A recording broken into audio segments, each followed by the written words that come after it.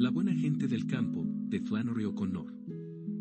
Aparte de la expresión neutral que tenía cuando estaba sola, la señora Freeman tenía otras dos, una ansiosa y, la otra, contrariada, que usaba en todas sus relaciones humanas. Su expresión ansiosa era firme y fuerte como la lenta marcha de un camión pesado. Sus ojos jamás se desviaban bruscamente a la derecha o a la izquierda, sino que giraban como un ciclo, como si siguieran una franja amarilla en su mismo centro. Raras veces usaba las otras expresiones porque no le era necesario retractarse a menudo de algo que había dicho, pero cuando lo hacía, su rostro se detenía en seco, había un movimiento casi imperceptible en sus negros ojos, durante el cual parecían retroceder, y entonces, un observador podía ver que la señora Freeman, aun cuando estaba allí tan real como varias bolsas de granos apiladas, estaba ausente en espíritu. En cuanto a hacerle comprender algo cuando sucedía esto, la señora Opewell ya había desistido de intentarlo. Podría hablarle hasta morirse. Era imposible conseguir que la señora Freeman admitiera que se había equivocado en algo. Y, si se la podía hacer hablar, entonces, era algo como: bueno, no podría decir que fue así y no podría decir que no fue así. O dejaba que su mirada se posase en el último estante de la cocina donde había un montón de botellas polvorientas y decía: ya veo que no ha comido muchos de los higos que recogió el verano pasado. Llevaban a cabo los negocios de mayor importancia en la cocina en el transcurso del desayuno. Todas las mañanas, la señora Opewell se levantaba a las 7, encendía su calentador de gas y el de Joy. Joy era su hija, una muchacha rubia y enorme que tenía una pierna artificial. La señora Opewell la consideraba una niñita, aun cuando ya tenía 32 años y era muy educada. Joy se levantaba cuando su madre estaba comiendo, avanzaba hacia el lavabo y daba un portazo. Al poco tiempo, llegaba la señora Freeman por la puerta trasera. Joy oía a su madre que decía: hijas de la señora Freeman, Glycine o Caramae. Joy las llamaba Glycerin y Caramel. Glycine, una pelirroja, tenía 18 años y muchos admiradores. Caramae, una rubia, tenía solo 15, pero ya estaba casada y embarazada. Su estómago no soportaba nada.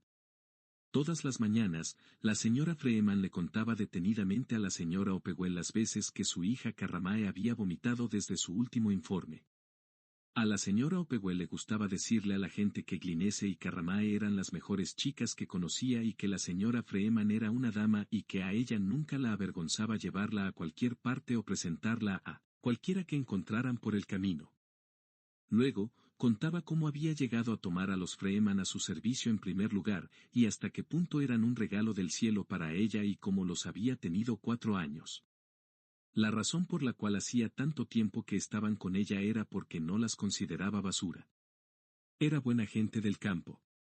Había llamado por teléfono al hombre cuyo nombre conocía por referencia y él le había dicho que el señor Freeman era un buen granjero pero que su mujer era la mujer más correveidile que había pisado la tierra. Tiene que meterse en todo, dijo el hombre. Si no llega al lugar de los acontecimientos antes de que se asiente el polvo, puede apostar que está muerta, eso es todo. Querrá saber todos sus asuntos. Yo de él tengo buen concepto, pero ni yo ni mi mujer podríamos haber aguantado a esa mujer un solo minuto más en esta casa. Eso hizo que la señora Opewell pospusiera su decisión por unos pocos días. Los había contratado al final porque no había otros candidatos, pero había resuelto de antemano la manera de manejar a esa mujer. Ya que pertenecía al tipo de los que tienen que meter las narices en todo, entonces, la señora Opewell había decidido que no solo le permitiría meterse en todo, sino que se ocuparía de que tuviese que meterse en todo, le daría la responsabilidad de todo, la pondría a cargo de todo. La señora Opewell no tenía malas cualidades en sí misma, pero podía usarlas de los demás de una manera tan constructiva que nunca sintió esa carencia. Había contratado a los Freeman y hacía 4 años que los tenía a sus órdenes. Nada es perfecto. Este era uno de los dichos preferidos de la señora Opewell. Otro era, así es la vida. Y uno más, el más importante era, bueno, los demás también tienen su opinión. Pronunciaba estas declaraciones generalmente en la mesa, con un tono de insistencia gentil como si ella fuera la única que las decía, y la enorme y pesada Joy, de cuya cara el permanente furor había forrado toda expresión, miraba un poco de lado, con sus ojos de un azul helado, y la mirada de alguien que ha conseguido la ceguera por tener la voluntad y los medios de poseerla. Cuando la señora Opewell le decía a la señora Freeman que la vida era así, la señora Freeman decía: «Yo siempre lo he dicho». Nadie podía llegar a alguna conclusión sin que ella no lo hubiera hecho con anterioridad. Pero la señora Opewell era más lista que ella. Cuando la señora Opewell le dijo después de cierto tiempo de permanencia allí: «Sabe, usted es la rueda detrás de la rueda», y le había guiñado un ojo, la señora Freeman había contestado: «Ya lo sé. Siempre he sido lista. Es que unos son más listos que otros». «Todo el mundo es diferente», dijo la señora Opewell. «Sí, pero ya sé cómo es la mayoría», dijo la señora Freeman. «Toda clase de gente es necesaria en este mundo. Siempre lo he dicho». La muchacha estaba acostumbrada a este tipo de diálogo en el desayuno que continuaba en el almuerzo, a veces, también lo sostenían en la cena. Cuando no había visitas, comían en la cocina porque resultaba más fácil. La señora Freeman siempre se las arreglaba para llegar en algún momento de la comida y observarlas hasta que terminaban.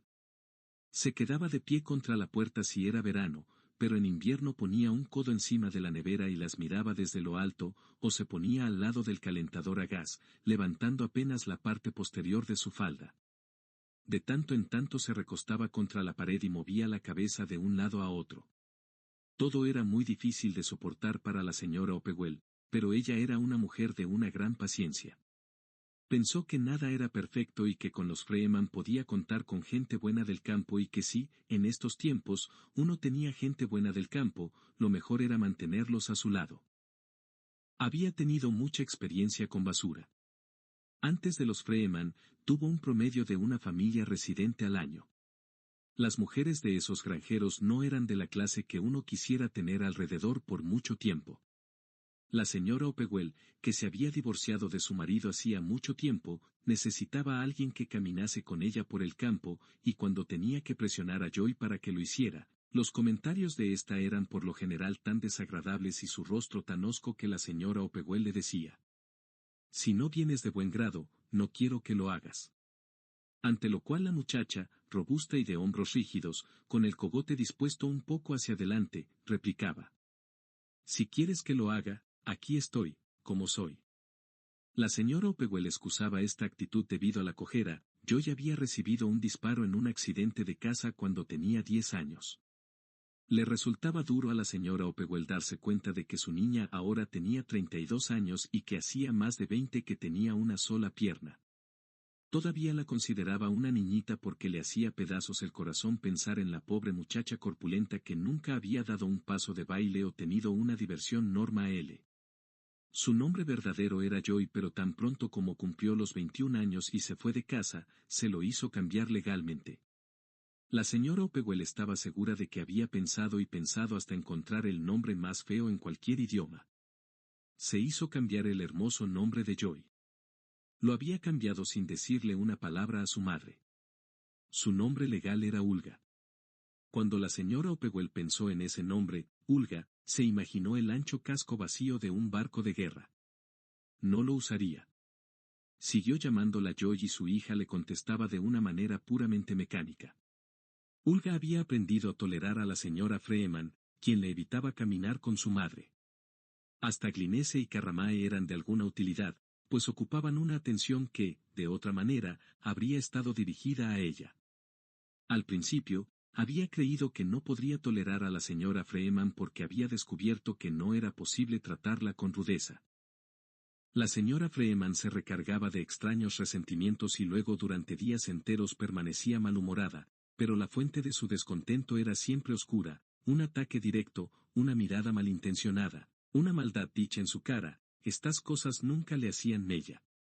Y un día sin previo aviso, comenzó a llamarla Ulga. No la llamaba de esa manera delante de la señora Opewell que se hubiera enfurecido, pero, cuando ella y la muchacha se encontraban juntas por casualidad fuera de la casa, Ella decía algo y agregaba el nombre de Ulga al final, y la corpulenta y miope Joahauga fruncía el ceño y se sonrojaba como si le hubieran violado su intimidad. Ella consideraba el nombre como algo personal. Había dado con él, al principio basándose puramente en su feo sonido, y después le había impresionado lo apropiado que quedaba para el caso. Tenía la visión de un hombre que trabajaba como el feo y sudoroso vulcano que permaneció en el horno y a cuya llamada, presumiblemente, la diosa debía acudir siempre que él así lo deseara. Lo vio como el nombre de su mayor acto creativo. Uno de sus mayores triunfos era el de que su madre no había podido borrar la primacía de Joy, pero lo más importante de todo fue que se había podido transformar en Ulga. Sin embargo, el placer de la señora Freeman en usar el nombre la irritaba. Era como si los ojos acuosos y acerados de la señora Freeman hubieran penetrado lo suficiente dentro de su rostro como para alcanzar el meollo de algún acontecimiento secreto. Había algo en ella que fascinaba a la señora Freeman y un día Ulga se dio cuenta de que era la pierna artificial. La señora Freeman tenía un gusto especial, por los detalles de las infecciones secretas, de las deformidades escondidas, de los atropellos contra niños. De las enfermedades, ella prefería las prolongadas o las incurables. Ulga había oído a la señora Opewell darle los detalles del accidente de casa, de qué manera la pierna había sido literalmente arrancada, que ella en ningún instante había perdido el conocimiento. La señora Freeman podía escuchar esto en cualquier momento como si hubiera sucedido hacía una hora. Cuando Ulga entraba cojeando en la cocina por la mañana, podía caminar sin ese ruido horrible que hacía, pero lo hacía, la señora Opewell estaba segura, porque el sonido era espantoso, las miraba sin decir palabra. La señora Opewell estaba vestida con su kimono rojo y el cabello atado con un pañuelo. Se hallaba sentada a la mesa, terminando su desayuno, y la señora Freeman, con el codo apoyado en la nevera, miraba desde lo alto. Ulga siempre ponía huevos a hervir y luego permanecía de brazos cruzados frente a ellas, y la señora Opewell la miraba, una especie de mirada oscilante entre ella y la señora Freeman, y pensaba que, solo manteniéndose un poco más erguida, no sería tan fea.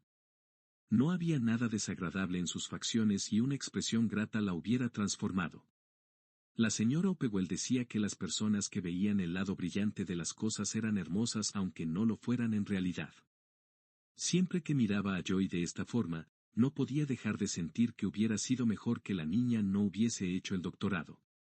Ciertamente no la había cambiado y ahora que lo poseía, ya no tenía más la excusa para volver al colegio. Los médicos le habían dicho que Joy, con muchos cuidados, podía llegar a los 45. Tenía un corazón débil. Joy había afirmado bien a las claras que de no ser por su estado, estaría lejos de estas colinas rojas de la gente buena del campo. Estaría en una universidad dictando cursos a gente que sabría de qué estaba hablando. Y la señora Opewell se la podía imaginar allí, con aspecto de espantapájaros y enseñando a gente como ella. Aquí, deambulaba todo el día con una falda de 6 años de uso y una camiseta amarilla, con un borroso vaquero sobre un caballo estampado en el pecho. Ella opinaba que era divertido, la señora Opewell, en cambio, pensaba que era idiota y que solo demostraba que todavía era una niña. Era brillante, pero no tenía ni una pizca de sentido común. A la señora Opewell le parecía que cada año se volvía menos parecida a la demás gente y acentuaba su propia imagen, abotargada, ruda y visca. Y decía cosas tan extrañas. Le había dicho a su propia madre, sin advertencia previa, sin excusas, poniéndose de pie en medio de una comida con el rostro púrpura y la boca medio llena. Mujer. ¿Miras alguna vez en tu interior? ¿Alguna vez miras en tu interior y ves lo que no eres? Dios mío. Había chillado dejándose caer nuevamente y mirando su plato, Malebranche tenía razón, no somos nuestra propia luz. Hasta el día de hoy, la señora Opewell no tenía la menor idea sobre qué era lo que había desatado ese exabrupto. Ella solo había dicho, con la esperanza que Joy la escuchara, que una sonrisa nunca hacía mal a nadie. La muchacha había hecho su doctorado en filosofía y esto había dejado en total desventaja a la señora Opewell. Uno podía decir, mi hija es enfermera, o mi hija es maestra o incluso mi hija es ingeniero químico. Uno no podía decir mi hija es filósofo. Eso era algo que había terminado con los griegos y los romanos. Joy se pasaba el día sentada en un profundo sillón, leyendo. De vez en cuando, se iba a caminar, pero no le gustaban los perros ni los gatos ni los pájaros ni las flores ni la naturaleza o los jóvenes. Miraba a los jóvenes como si estuviera oliendo su estupidez. Un día la señora Opewell había cogido uno de los libros que la muchacha acababa de dejar y, abriéndolo al azar, leyó. La ciencia, por otro lado, tiene que afirmar nuevamente su sobriedad y seriedad y declarar que solo le preocupa lo que es. ¿La nada que otra cosa puede ser para la ciencia, sino horror y fantasmagorías? Si la ciencia tiene razón, entonces hay algo que permanece firme, la ciencia no desea saber nada acerca de la nada. Eso es, después de todo, la actitud estrictamente científica frente a la nada. Lo sabemos al no desear saber nada acerca de la nada. Estas palabras habían sido subrayadas con un lápiz azul y tuvieron para la señora Opewell el efecto de alguna encarnación diabólica en forma de parloteo. Cerró el libro rápidamente y salió del cuarto como si estuviera a punto de ser presa de terribles convulsiones. Esa mañana cuando la muchacha hizo su aparición, la señora Freeman se estaba ocupando de Carramae. Devolvió 4 veces después de la cena, dijo, y se levantó 2 veces durante la noche después de las 3 de la mañana. Ayer no hizo otra cosa que revisar el cajón de la cómoda. Eso es todo lo que hizo. De pie allí, delante de la cómoda, viendo lo que podía encontrar. Tiene que comer, musitó la señora Opewell, sorbiendo su café, mientras observaba la espalda de Joy frente a la cocina. Se preguntaba lo que la niña había dicho al vendedor de Biblias. No se podía imaginar qué tipo de conversación podrían haber sostenido. Él era una joven sin sombrero, alto y demacrado, que vino ayer a venderles una Biblia. Había aparecido en la puerta, llevando una enorme maleta negra, que pesaba tanto que había tenido que apoyarse contra el dintel. Parecía estar al borde del colapso, pero dijo con voz alegre. «Buenos días, señora Cedars». Y había colocado la maleta sobre el felpudo. Era un joven bastante apuesto a pesar de que tenía puesto un traje azul brillante y unos calcetines amarillos que le quedaban cortos. Tenía un rostro huesudo y un mechón de pelo castaño y pegajoso caído sobre la frente. «Soy la señora Opewell», dijo ella. «Oh», dijo simulando sorpresa y con los ojos brillantes, «vi que decía The Cedars en su buzón y por eso pensé que usted era la señora Cedars». Y lanzó una carcajada agradable. Levantó el maletín y con un ataque de risa entró rápidamente en el recibidor. Parecía más bien como si la maleta se hubiese movido primero, arrastrándolo. «Señora Opewell», dijo y la cogió de la mano. «Espero que se encuentre bien». Y se rió de nuevo. Luego, de golpe. Su rostro se volvió totalmente grave. Hizo una pausa, le echó una mirada directa y decidida y dijo. «Señora, he venido a hablar de cosas serias». «Pues bien, entre usted», murmuró ella, poco entusiasmada porque tenía la comida casi lista. Él entró en el recibidor, se sentó en el borde de una silla, colocó la maleta entre sus pies y observó la habitación como si con eso la estuviera midiendo a ella. La platería brillaba en los 2 aparadores, ella pensó que él nunca había estado en una habitación tan elegante como esta. «Señora Opewell», comenzó, usando su nombre de una manera que parecía casi íntima, «sé que usted cree en los servicios cristianos». «Pues, sí», murmuró ella. «Sé», dijo, e hizo una pausa, pareciendo muy sabio con su cabeza inclinada a un costado, «que usted es una mujer buena. Me lo han dicho sus amigos». A la señora Opewell no le gustaba que la tomaran por una idiota. «¿Qué vende usted?», preguntó. «Biblias», dijo el joven y su ojo recorrió la habitación antes de agregar, «no veo ninguna Biblia en su recibidor, ya veo que eso es lo que falta».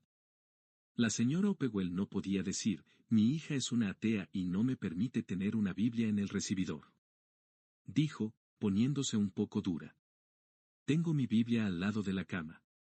Esto no era verdad. Estaba en algún lugar, tal vez en el ático. «Señora», dijo él, «la palabra de Dios debe estar en el recibidor». «Bueno, pienso que es una cuestión de gustos», comenzó ella. «¿Pienso qué?». «Señora», dijo él, para un cristiano, la palabra de Dios debe estar en todas las habitaciones de la casa aparte de residir en su corazón. Sé que usted es cristiana porque lo puedo ver en cada línea de su cara. Ella se puso de pie y dijo: Bueno, joven, no quiero comprar una Biblia y huelo que mi comida se está quemando. Él no se levantó.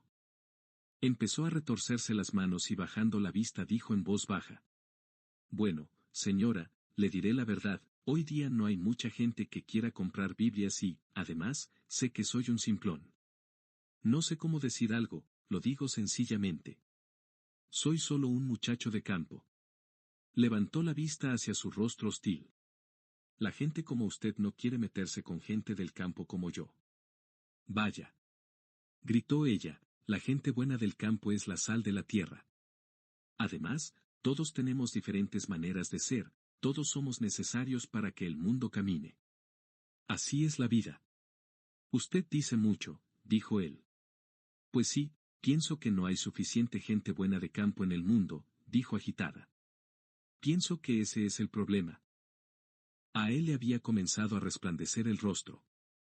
No me he presentado, dijo, soy Manly Pointer, de cerca de Willoughby, ni siquiera de un lugar, solo de cerca de un lugar. Espere un momento, dijo ella. Tengo que ir a ver la comida. Fue a la cocina y encontró a Joy parada cerca de la puerta, desde donde había estado escuchando. Sácate de encima la sal de la tierra, dijo, y comamos. La señora Opewell la miró con pena y disminuyó el fuego de las verduras. Yo no puedo ser grosera con nadie, murmuró, y volvió a la sala. Él había abierto la maleta y estaba sentado con sendas Biblias en las rodillas.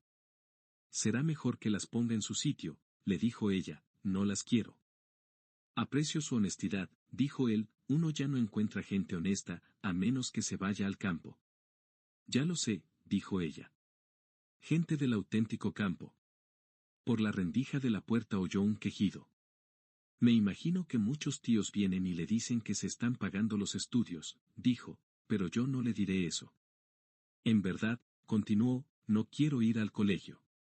Quiero dedicar mi vida al cristianismo. Ve. Dijo bajando la voz, tengo este problema del corazón. Puede ser que no viva mucho tiempo. Cuando uno sabe que tiene un problema de este tipo, bueno, entonces, señora. Hizo una pausa, la boca abierta, y la miró fijamente. Él y Joy tenían el mismo problema. La señora Opewell se dio cuenta de que sus ojos se estaban llenando de lágrimas, pero hizo un esfuerzo, se repuso rápidamente y murmuró. ¿No querría quedarse a comer? Nos encantaría que aceptara. Y se arrepintió al instante de haberlo dicho. Sí, señora, dijo él con voz avergonzada, por supuesto que me encantaría. Joy lo había mirado una vez cuando la presentación y luego durante toda la comida no volvió a dirigirle la vista. Él le habló varias veces, pero ella simuló no escucharle. La señora Opewell no podía comprender esa descortesía deliberada, a pesar de que a su vez convivía con ella, y se dio cuenta de que siempre tendría que exagerar su hospitalidad para contrarrestar la falta de cortesía de Joy. Le instó a que hablara de sí mismo y él lo hizo. Dijo que era el séptimo hijo de un total de 12 y que su padre había sido aplastado por un árbol cuando él tenía 8 años. Le recogieron casi partido en dos y quedó prácticamente irreconocible. Su madre se las había arreglado de la mejor forma posible, trabajando duro y preocupándose de que sus hijos fueran a la escuela dominical y leyeran la Biblia todas las tardes. Él tenía ahora 19 años y hacía 4 meses que vendía Biblias. En ese lapso, había hecho 72 ventas y tenía la promesa de 2 más. Quería ser misionero porque pensaba que esa era la manera por la que podía hacer más por la gente. Aquel que pierda su vida, la encontrará, dijo simple y sinceramente, tan auténtico y dedicado que la señora Opewell no se habría sonreído por nada en el mundo. Él evitó que sus guisantes resbalasen a la mesa bloqueándolos con un pedazo de pan, con el que luego limpió el plato. Ella podía ver que Joy observaba solapadamente cómo manejaba el tenedor y minutos más, el muchacho lanzaría a la chica una entusiasta mirada apreciativa, como si intentase llamar su atención. Después de comer, Joy quitó la mesa y desapareció, y la señora Opewell se quedó a solas a conversar con él. Él repitió la historia de su infancia, el accidente de su padre y varias otras cosas que le habían sucedido. Cada 5 minutos, más o menos, ella ahogaba un bostezo. Él se quedó sentado durante 2 horas hasta que finalmente ella le dijo que debía retirarse porque tenía una cita en el pueblo. Él empaquetó sus Biblias, le dio las gracias y se dispuso a partir, pero en la puerta se detuvo, le dio la mano y dijo que en ninguno de sus viajes había conocido una dama tan bondadosa como ella, y le preguntó si podía volver. Ella le dijo que siempre le alegraría verle. Joy había permanecido en el camino, mirando aparentemente algo en la distancia. Cuando él bajó la escalinata y se dirigió hacia ella, doblado por la pesada maleta, se detuvo donde estaba ella y la miró de frente. La señora Opewell no pudo escuchar lo que dijo, pero tembló al pensar lo que Joy le podría replicar. Pudo ver que Joy, un momento después, le dijo algo y que el muchacho entonces empezó a hablar de nuevo, haciendo un gesto excitado con la mano libre. Luego, Joy dijo algo más y el muchacho empezó a hablar otra vez. Entonces, con sorpresa, la señora Opewell vio que los dos caminaban juntos hasta el portón. Joy había caminado hasta el portón con él, y la señora Opewell no podía imaginarse lo que se habían dicho, y hasta ahora no se había animado a preguntarle. La señora Freeman estaba tratando de atraer su atención. Se había trasladado de la nevera al calentador, de manera que la señora Opewell tenía que darse vuelta para que pareciera que la escuchaba. Glynnese se fue de nuevo con Harvey Hill anoche, dijo. Tenía ese orzuelo. Hill, dijo ausente la señora Opewell, ¿es ese que trabaja en el garaje? No, es el que va a la escuela de quiropráctica, dijo la señora Freeman. Ella tenía ese orzuelo. Hacía 2 días. Entonces me dijo que cuando las otras noches la trajo le había dicho, déjame que te saque ese orzuelo, y ella le dijo, ¿cómo? Y él le dijo, solo échate en el asiento de atrás y te lo mostraré. Entonces ella lo hizo y él la golpeó en el cuello. Siguió dándole golpes varias veces hasta que ella dijo basta. Esta mañana no tenía ese orzuelo. No quedaron ni huellas del orzuelo. Nunca había oído hablar de eso, dijo la señora Opewell. Le pidió que se casara con él ante el juez, continuó la señora Freeman, y ella le dijo que no se iba a casar en ninguna oficina. Bueno, Glynnese es una buena chica, dijo la señora Opewell. Glynnese y Carramae, las dos son buenas chicas. Carramae dijo que cuando ella y Lyman se casaron, Lyman dijo que por supuesto ella era sagrada para él. Ella dijo que él dijo que no daría $500 para ser casado por el predicador. ¿Cuánto daría? Preguntó la muchacha desde la cocina de gas. Dijo que no daría $500, repitió la señora Freeman. Muy bien, todos tenemos algo que hacer, dijo la señora Opewell. Lyman dijo que era sagrada para él, dijo la señora Freeman. El doctor quiere que Carramae coma ciruelas pasas. Dice eso, en vez de medicinas. Dice que los calambres vienen por la presión. ¿Sabe dónde pienso que está eso? Estará mejor en unas pocas semanas, dijo la señora Opewell. En el tubo, dijo la señora Freeman. De otra manera no estaría tan enferma. Ulga había partido los 2 huevos en un platillo y los traía a la mesa con una taza de café que había llenado demasiado. Tomó asiento con cuidado y empezó a comer, con la intención de entretener allí a la señora Freeman por medio de preguntas y por cualquier razón ésta mostraba intención de marcharse. Podía percibir el ojo de su madre sobre ella. La primera pregunta indirecta sería sobre el vendedor de Biblias, y ella no quería que saliera a relucir. ¿Cómo le golpeó el cuello? Preguntó. La señora Freeman hizo una descripción de cómo él la había golpeado en el cuello. Dijo que era propietario de un Mercury 55, pero que Glynnese había dicho que prefería casarse con un hombre que solo tuviera un Plymouth 36, que deseaba casarse ante un predicador. La muchacha preguntó qué pasaría si él tenía un Plymouth 32 y la señora Freeman dijo que lo que Glynnese había dicho era un Plymouth 36. La señora Opewell manifestó que no había muchas chicas con el sentido común de Glynnese. Dijo que lo que más admiraba en esas chicas era el sentido común. Dijo que eso le recordaba que ayer habían tenido una buena visita, un joven que vendía Biblias. Dios santo, dijo, me aburrió a más no poder, pero era tan sincero y tan auténtico que no pude ser descortés con él. Era de la buena gente del campo, usted sabe, dijo, la sal de la vida. Le vi llegar, dijo la señora Freeman, y más tarde le vi salir. Olga pudo percatarse del leve cambio en su voz, la leve insinuación de que no se había ido caminando solo. Su rostro permaneció inexpresivo, pero el rubor coloreó su cuello y pareció tragárselo con la siguiente cucharada de huevo. La señora Freeman la estaba mirando como si compartiera un secreto con ella. Bueno, toda clase de gente es necesaria para que este mundo camine, dijo la señora Opewell.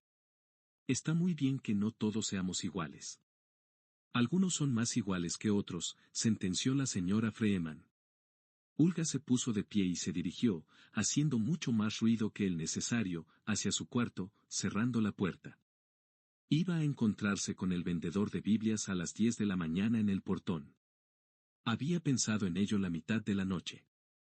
Había empezado a imaginarlo como una gran broma y luego había atisbado sus profundas implicaciones. Tirada en la cama, había imaginado diálogos que eran delirantes en la superficie pero que, en el fondo, llegaban a profundidades de las que no sería consciente ningún vendedor de Biblias. Ayer, la conversación que habían mantenido había sido de esta clase. Él se había detenido frente a ella y simplemente había permanecido allí. Tenía la cara huesuda, sudorosa y brillante, con una pequeña nariz respingona en medio.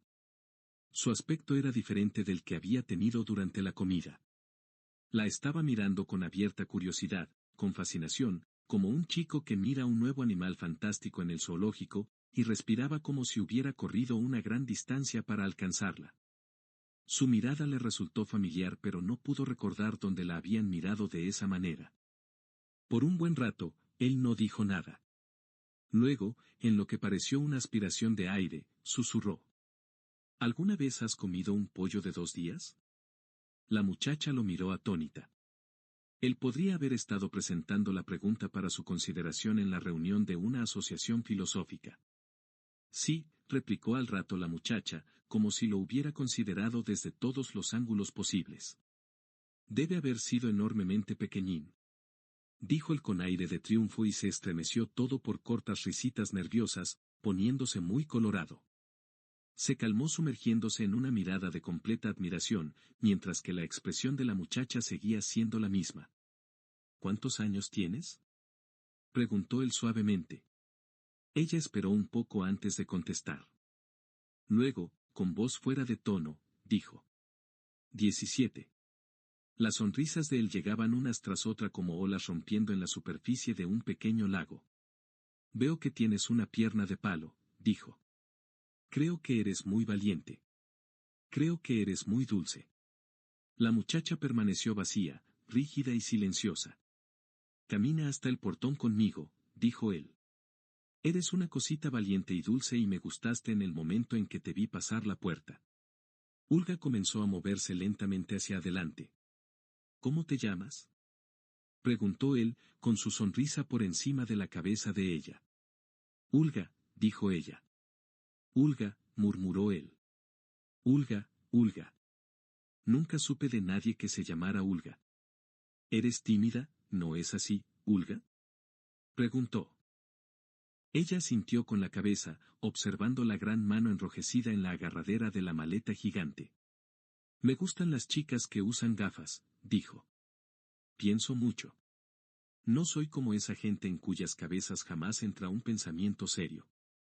Es porque tal vez puedo morir en cualquier momento. Yo también puedo morir, dijo ella de sopetón y lo miró. Ahora tenía los ojos muy pequeños y marrones, con un brillo afiebrado. Escucha, dijo él, ¿no crees que están hechos para conocerse los que tienen todo en común? ¿Cuándo los dos tienen pensamientos profundos y todo eso? Cambió de mano la maleta y ahora la más próxima era su mano libre. La cogió del codo y se lo sacudió un poco. Los sábados no trabajo, dijo. Me gusta caminar por el bosque y ver cómo está vestida la madre naturaleza. En las colinas y bien lejos. Picnics y esas cosas. ¿No podríamos ir de picnic mañana? Di que sí, Olga, dijo y le echó una mirada agónica como si sintiera que se le estaban por caer las entrañas.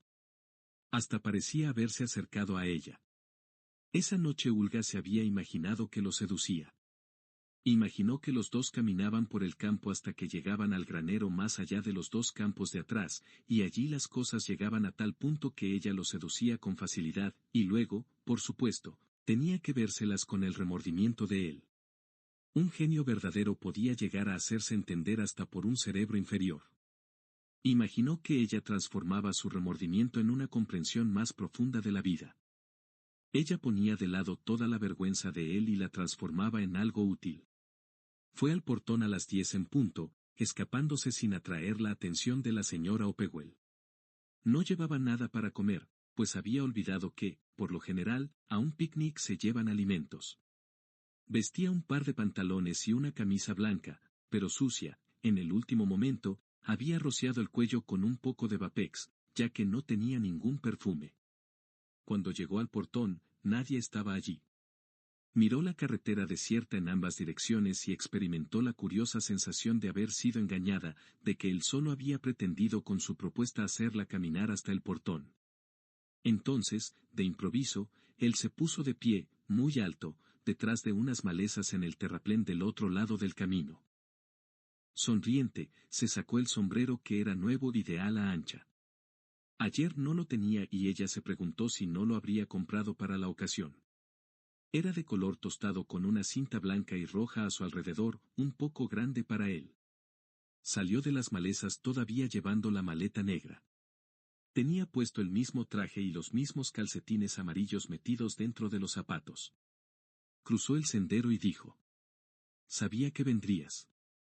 La muchacha se preguntó agriamente cómo se había dado cuenta. Señaló la valija y dijo: «¿Por qué has traído tus Biblias?». La cogió del codo, sonriéndole desde su altura como si le fuera imposible dejar de hacerlo. «Nunca puedes saber cuándo necesitarás de la palabra de Dios, Ulga», dijo. Por un momento ella dudó de que esto estuviera sucediendo realmente y entonces empezaron a subir el terraplén. Luego bajaron hasta el campo abierto camino del bosque. El muchacho caminaba ágilmente, saltando. La maleta no parecía ser hoy tan pesada, la movía fácilmente entre las manos. Cruzaron la mitad del campo sin decir palabra y entonces él le puso la mano sobre la espalda y le preguntó: «¿Dónde está la juntura de tu pierna de palo?». Ella se puso colorada y lo miró furiosa, y por un instante el muchacho pareció avergonzado. «Lo dije sin ninguna mala intención», dijo. «Solo quise decirte que eras tan valiente y todo eso. Me imagino que Dios cuida de ti». «No», dijo ella, mirando hacia adelante y caminando rápido, «ni siquiera creo en Dios». «No», exclamó, como si estuviera demasiado sorprendido para agregar algo más. Ella continuó caminando y en un segundo él estaba a su lado, abanicándose con el sombrero. «Eso es muy poco común en una chica», dijo, mirándola de reojo. Cuando llegaron al borde del bosque, le puso de nuevo la mano en la espalda y la apretó contra sí sin decir una palabra y la besó fuertemente. El beso, más presión que sentimiento, produjo en la muchacha esa carga extra de adrenalina que permite a una persona sacar un pesado baúl de una casa en llamas, pero en ella, toda esa fuerza subió a la cabeza. Aún antes de que él la soltara, su mente, clara, indiferente e irónica, ya lo observaba desde una gran distancia con curiosidad, pero también con lástima. Nunca la habían besado antes y le alegró descubrir que no se trataba de una experiencia excepcional y que todo estaba sujeto al control de la mente. Alguna gente podría saborear el agua si les decían que era vodka. Cuando el muchacho, a la expectativa, pero inseguro, la separó suavemente de él, ella dio media vuelta y siguió caminando, sin decir nada, como si ese asunto, para ella, fuese cosa de todos los días. Él se mantuvo jadeante a su lado, tratando de ayudarla cuando veía una raíz en la que ella podía tropezar. Cogía los largos y oscilantes tallos espinosos y abría una brecha hasta que ella pasaba. Ella mostraba el camino y él iba atrás respirando agitado. Luego salieron a una ladera luminosa, que se ondulaba suavemente, hasta otra un poco más pequeña. Más allá, pudieron ver el techo herrumbrado del granero donde estaba depositado el heno de reserva. La colina estaba punteada de pequeñas hierbas rojas. «¿Entonces, no está salvada?», Preguntó él de improviso y se detuvo. La muchacha sonrió. Era la primera vez que le sonreía. En mi economía, dijo, yo estoy salvada y tú estás condenado, pero ya te dije que no creía en Dios. Nada parecía poder destruir la mirada admirativa del muchacho. Ahora la miró como si el animal fantástico del zoológico hubiera pasado su garra por las rejas y le hubiera dado una palmada amorosa. Ella pensó que parecía querer besarla de vuelta y siguió caminando antes de que él encontrara una oportunidad. ¿No hay ningún sitio en donde nos podamos sentar?, murmuró él, bajando su voz al final de la oración. En ese granero, dijo ella. Se apresuraron como si pudiera deslizarse y desaparecer como un tren. Era un granero grande, de 2 pisos, frío y oscuro en el interior. El muchacho señaló la escalerilla que conducía al enal y dijo: Lástima que no podamos ir allí. ¿Por qué no podemos ir allí? Tu pierna, dijo él, reverente. La muchacha le lanzó una mirada despreciativa y agarrándose con las 2 manos a la escalerilla, trepó por ella mientras él permanecía abajo, aparentemente pasmado. Ella pasó con habilidad por la abertura y luego lo miró desde arriba y dijo: Bueno, ven, si es que vas a venir. Él comenzó a subir la escalerilla, llevando torpemente la valija. No necesitamos la Biblia, comentó ella. Nunca se sabe, dijo él, jadeante. Una vez que estuvo en el Enil, trató de recuperar el aliento por unos segundos. Ella se había sentado sobre un montón de paja. Una ancha envoltura de luz de sol, llena de partículas de polvo, se volcaba sobre ella. Se quedó tirada, apoyada contra un fardo, con la cara vuelta hacia la abertura del frente del granero, por donde debía arrojarse el heno desde un camión hasta el Enil. Las 2 laderas punteadas de rojo se alejaban hacia una oscura arboleda. El cielo estaba despejado y de un azul límpido. El muchacho se dejó caer a su lado, puso un brazo debajo de ella y el otro encima y comenzó a besarle metódicamente el rostro, haciendo ruiditos como un pez. No se quitó el sombrero, pero este no interfería. Cuando le molestaron los anteojos de ella, se los desprendió y los deslizó en el bolsillo. Al principio, la muchacha no le devolvió ningún beso, pero al rato empezó a hacerlo y después que lo besó varias veces en la mejilla, se acercó a sus labios y permaneció allí, besándolo una y otra vez como si tratara de dejarlo sin aliento. Su aliento era claro y dulce como el de un niño y también los besos eran pegajosos como los de un niño.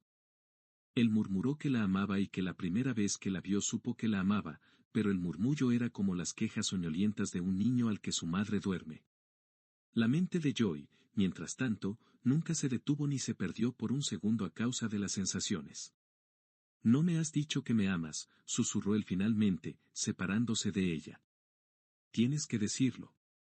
Ella apartó la mirada y la dirigió al cielo ahuecado y luego hacia abajo, al cerro oscuro, y después más allá, a lo que parecían 2 lagos verdes e hinchados. No se había dado cuenta de que él le había sacado las gafas, pero este paisaje no podía parecerle excepcional ya que raras veces prestaba alguna atención a su entorno. Tienes que decirlo, repitió él, tienes que decir que me amas. Ella siempre procuraba no comprometerse. En cierto sentido, comenzó a decir, si utilizas esa palabra sin pretender exactitud, la puedes decir.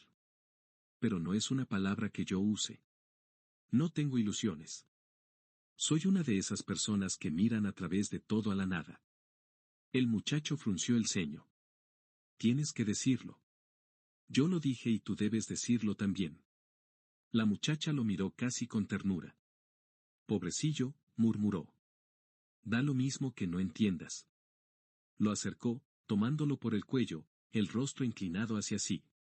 Estamos todos condenados, dijo, pero algunos nos hemos arrancado las vendas de los ojos y vemos que no hay nada para ver. Es una especie de salvación.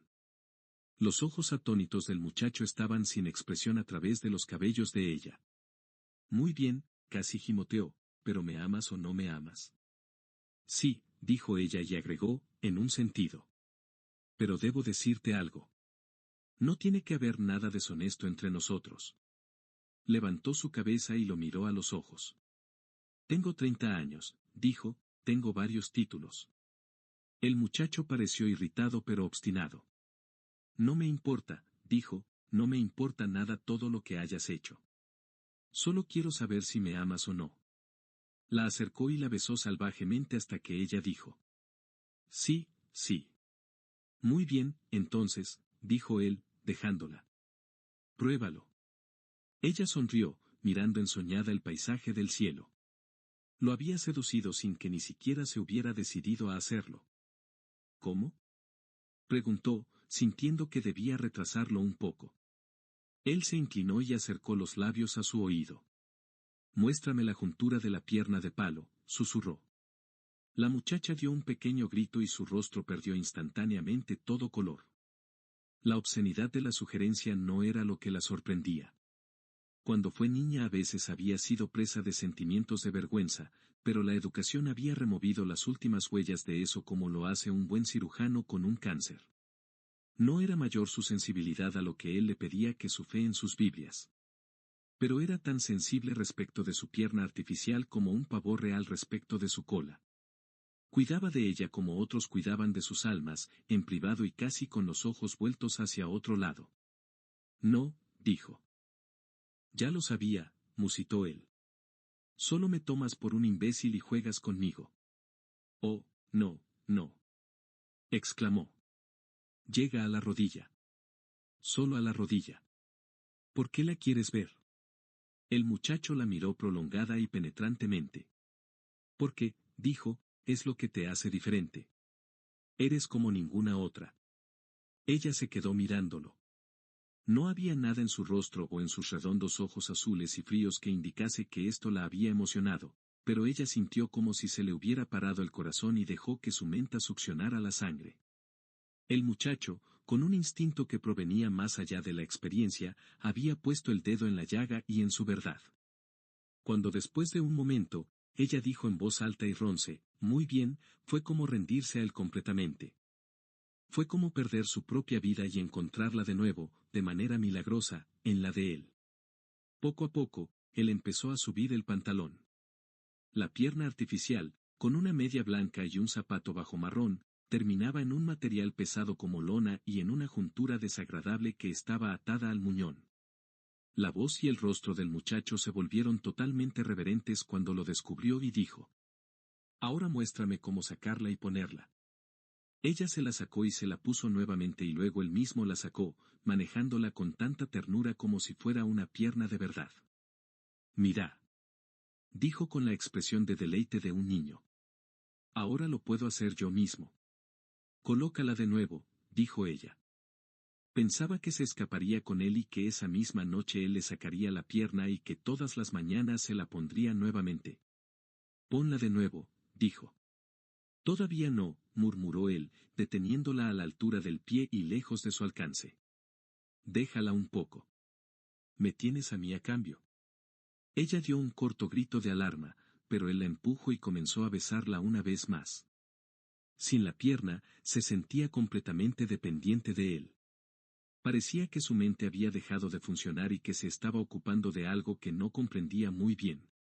Expresiones diferentes recorrían su rostro. De tanto en tanto, el muchacho, sus ojos como dos pernos de acero, doblaba la cabeza hacia donde había quedado la pierna.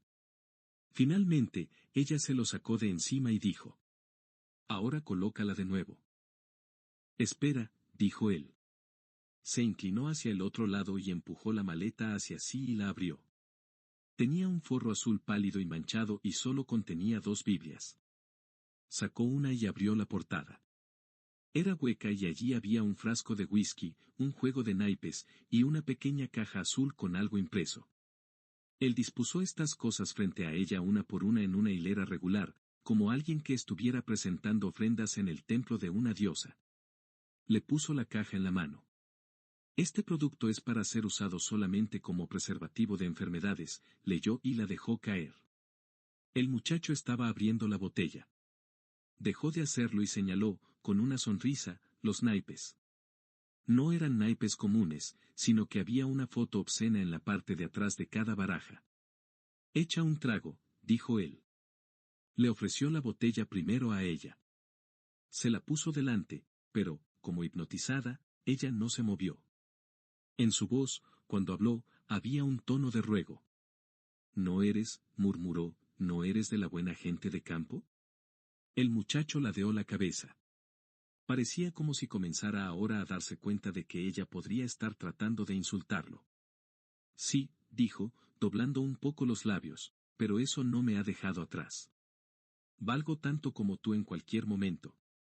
Dame mi pierna, dijo ella. Él la empujó aún más lejos con el pie. Vamos, ora, empecemos a divertirnos, dijo de manera insinuante. Todavía no nos conocemos bien. Dame, mi pierna. Gritó y trató de abalanzarse sobre ella, pero él la empujó hacia atrás con facilidad. ¿Qué te pasa ahora, de pronto? Preguntó él, ceñudo, mientras cerraba la botella y la ponía rápidamente dentro de la Biblia. Hace muy poco dijiste que no creías en nada. Yo creí que eras toda una mujer. El rostro de Joy estaba casi púrpura. Eres un cristiano. Susurró. Eres un buen cristiano. Eres como todos ellos, dices una cosa y haces otra. Eres un perfecto cristiano, eres un... La boca del muchacho se transformó en un gesto de enojo. Espero que no pienses, dijo con un tono indignado y altivo, que yo creo en esa mierda. Puede ser que venda Biblias, pero sé cómo son las cosas, y no nací ayer, y sé a dónde voy. Dame mi pierna. Gritó ella. Él pegó un salto tan rápido que apenas le vio arrojar los naipes y la caja en la Biblia y tirar la Biblia en la valija. Le vio coger la pierna y luego colocarla en diagonal y desamparada dentro de la valija con una Biblia a cada lado. Él dio un golpe y cerró la tapa y cogió la maleta y la tiró abajo por el agujero y luego se metió él y empezó a bajar. Cuando todo su cuerpo, salvo la cabeza, había pasado, se dio la vuelta y la observó con una mirada que ya no tenía ninguna admiración. He conseguido un montón de cosas interesantes, dijo. Una vez conseguí un ojo de mujer de esta manera. Y no pienses que me vas a atrapar, porque en realidad no me llamo Pointer. Uso un nombre distinto en cada casa donde voy y nunca me quedo en un sitio por mucho tiempo. Y te diré algo más, Ulga, dijo usando el nombre como si no le tuviera ninguna consideración, no eres tan inteligente. Desde el día en que nací no creo absolutamente en nada. Luego desapareció el sombrero tostado por el agujero y la muchacha se quedó sentada en la paja bajo la luz polvorienta. Cuando giró el rostro agitado y miró por la abertura, vio su figura azul batallando con éxito sobre el lago salpicado de verde. La señora Opewell y la señora Freeman, que estaban en el campo de atrás, desenterrando cebollas, lo vieron emerger un poco más tarde del bosque y encaminarse por la pradera hacia la carretera. Pero si parece ese buen joven aburrido que trató de venderme una Biblia ayer, dijo la señora Opewell achicando los ojos. Debe haber estado vendiéndolas a los negros allá atrás. Era tan simple, dijo, pero creo que el mundo sería mucho mejor si todos nosotros fuéramos tan simples. La mirada de la señora Freeman lo alcanzó justo antes de que desapareciese detrás de la colina. Luego, volvió su atención a un bulbo de cebolla de olor diabólico que estaba levantando el suelo. Algunos no pueden ser tan simples, dijo. Yo sé que nunca podría.